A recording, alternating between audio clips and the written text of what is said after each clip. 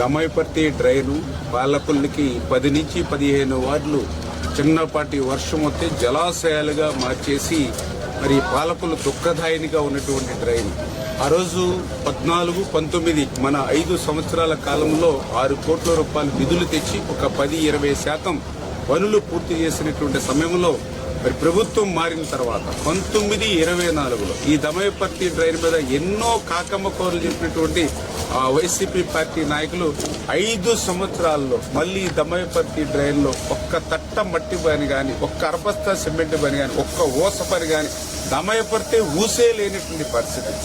మళ్లీ ఈరోజు ప్రజల ఆశీర్వాదంతో మొన్న 24లో కూటమి ప్రభుత్వం అధికారంలోకి వచ్చిన తర్వాత ఆర్థిక పరిస్థితి సహకరించకపోయినప్పటికీ కూడా దమైపర్తి డ్రైన్ పనులు పూర్తి చేయాలి, పాలకొల్లు వార్డుల్ని ముంపు నుంచి రక్షించాలనేటువంటి ఏకైక లక్ష్యంతో వచ్చినటువంటి 4 నెలల్లోనే 14 కోట్ల రూపాయల దమైపర్తి డ్రైన్ కి యుద్ధ ప్రాతిపదికన పనులు జరుగుతూ ఉన్నాయో ఈ రోజు మనం ప్రత్యక్షంగా చూస్తూ